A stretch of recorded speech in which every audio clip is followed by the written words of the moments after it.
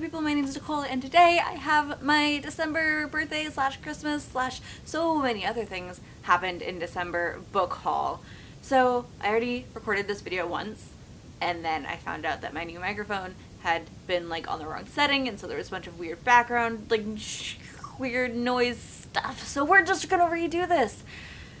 And oh my god, I'm exhausted just looking at the pile of books I have, because oh, it's a lot. So we're just gonna jump right in, not waste too much time, because I'm gonna have to talk fast, so this video isn't like half an hour long. Alright, so let's start with books that I didn't get for any specific reason, any like holiday or weren't given to me, books that I just got because books. So the first one I got is The Female of the Species by Mindy McGinnis, and this is about a number of teenagers, one of whom her sister was murdered, and the police just kind of didn't do anything about it, didn't like fix it or like solve the murder or whatever. Another one is one of the sort of popular guys in the school who had something to do with the night that the murder occurred. And the third one is a pastor's daughter who's dealing with a breakup, and they all start working at an animal shelter together and try and figure out what happened that night. Then I got I Wrote This For You, Please Find This by Ian S. Thomas, and this is the first book to the I Wrote This For You series, the second one being I Wrote This For You and Only You. I have read that one. I originally picked it up. I didn't know that it was a series. I say series,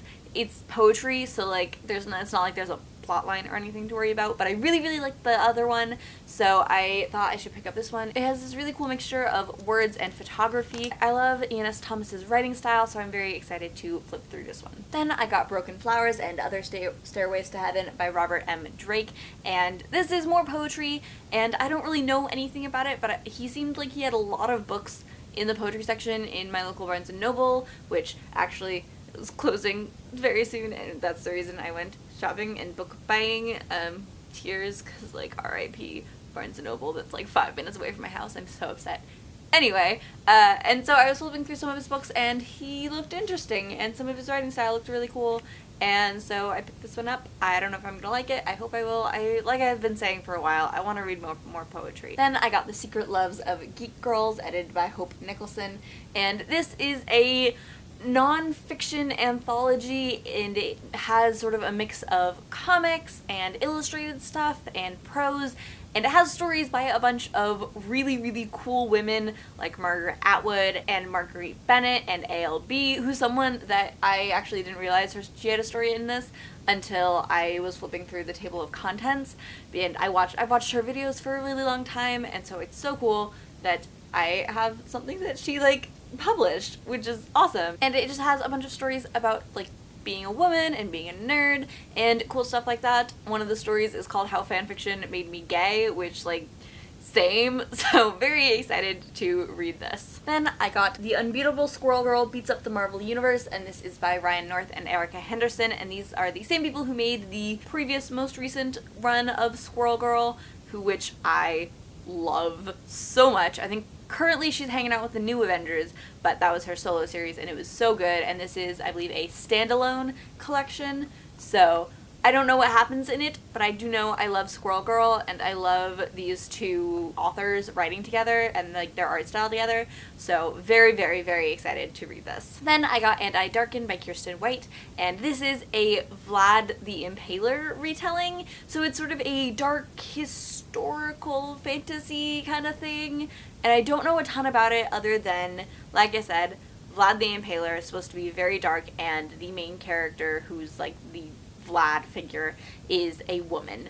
So that's all I know, but I've heard really, really, really good things about both this book in particular and Kirsten White's writing in general. Then I got Inside the Magic, The Making of Fantastic Beasts by Ian Nathan, and this is another one of the like Harry Potter behind the scenes of the making of the movies things that goes through some of the design and like thought behind it, and just cool behind the scenes movie stuff. It has pictures and like articles and a foreword by Eddie Redmayne, and just really, really cool behind the scenes movie stuff, and it's Harry Potter, and I love these. I have like 4 of them, and they're all beautiful and wonderful, and this was half off, so.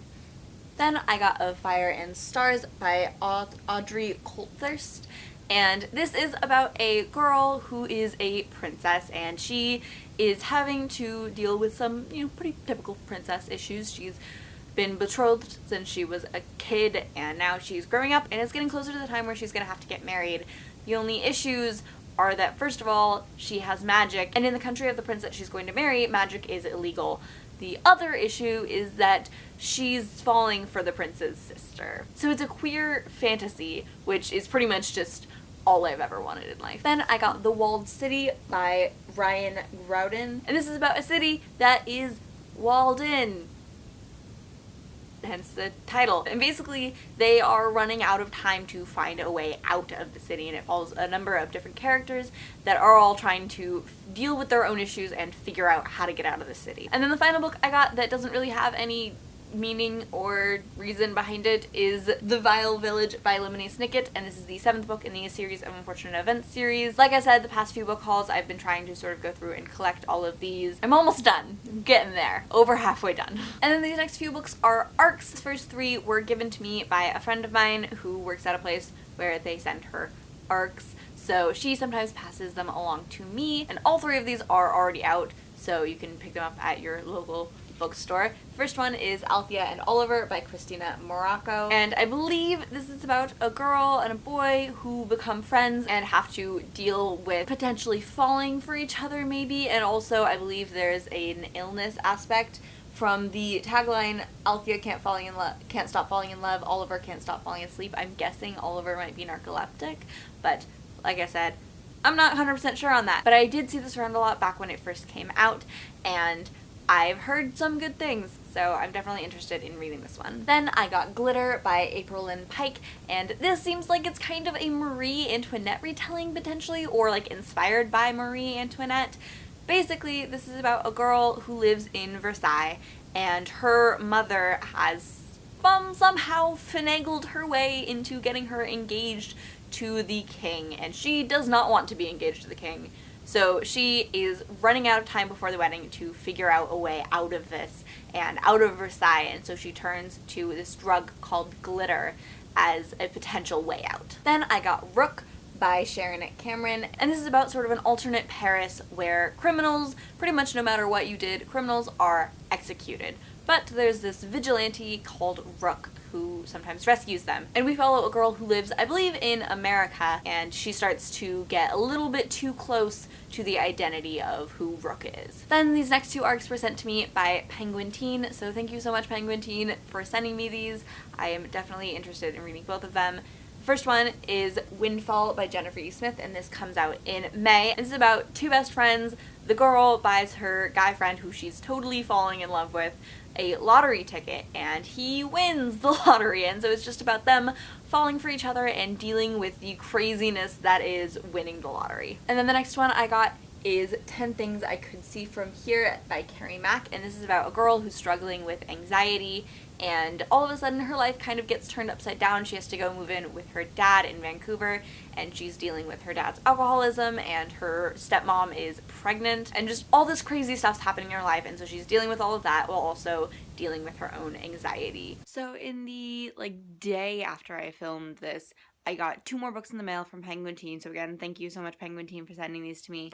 The first one is The Whole Thing Together by Anne Brachers, and this is about 2 girls who have spent all their summers in the same beach house, except they've never been there at the same time. So they've shared all their things all their lives, but they've never actually met because their parents used to be married, and then they got a divorce, and there's a lot of bitterness there, but neither of them wants to give up the beach house. So all their lives they've been sort of living parallel to each other, and now it seems like this summer something's gonna happen and their lives are going to finally intertwine. And then I got City of Saints and Thieves by Natalie C. Anderson, and this is about a girl who she and her mom are refugees in the Congo, and one day her mom is murdered and she spends the next 4 years trying to solve her mom's murder. The little tag on the back says Girl with the Dragon Tattoo meets Gone Girl in this thrilling YA murder mystery set in Kenya. So that sounds kind of intense and really interesting. Then I got a number of books for school. Next semester I'm taking a class that is using YA and children's lit to teach social justice, which is honestly, I'm so excited for it. It's gonna be amazing. Some of the books I already have and love, and a lot of the books are books that I've either heard of and have been on my list of things to read for a while now, or have never heard of but sound amazing and are pretty much books I would be reading anyway. So the first book is Rain Rain by Anna M. Martin, and this is a middle grade book about a girl named Rose who I believe has OCD, and she's obsessed with homonyms. And so when she gets a dog, she names him Rain because it's a homonym, and then one day in the middle of a storm he goes missing. Then I got The Symptoms of Being Human by Jeff Garvin, and this is about Riley, who is gender fluid and closeted because their dad is a politician, and so because of the unfortunate world of politics, they have to stay in the closet. But their therapist recommends that they start an anonymous blog talking about their experience, and then one day someone finds the blog and figures out who Riley is and starts blackmailing them. Then I got The Art of Being Normal by Lisa Williamson. This is about two teenagers, one of whom is closeted trans and one of whom I believe is closeted and gay.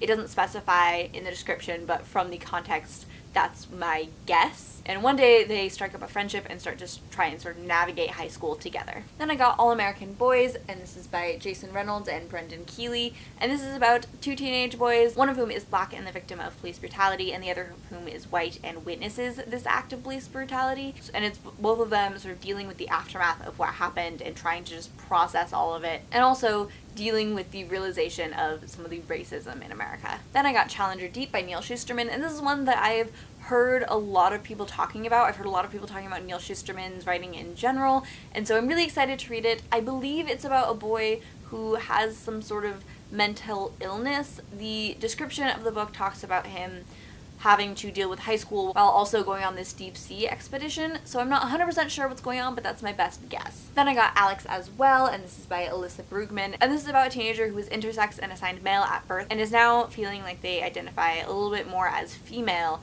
but is coming to terms with their gender identity and just figuring out who they are. Then the final book I got for this class is Crossover by Kwame Alexander, and this is about twin boys who are their school's basketball stars, and they're just dealing with being teenagers and going through all the emotional changes that being teenagers brings. One of them is starting to date girls, and the other one wants to become a rapper. And now the next set of books I have are all books that I got for my birthday, so thank you everyone who got me books. My parents and grandparents and best friend are really the sets of people.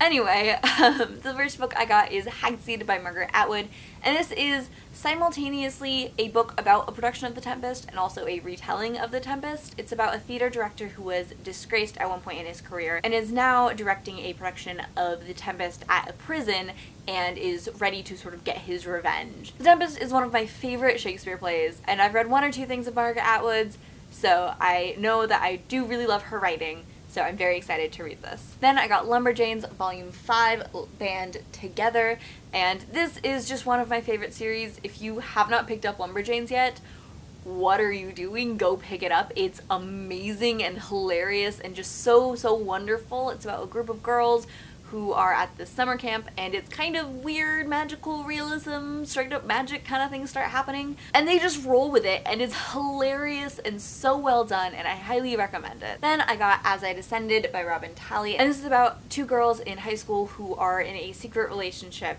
and they want to be able to continue their secret relationship once they go to college, and the only way they can find for them to do that is for one of them who can't afford to go to the school they want to go to get this incredible scholarship.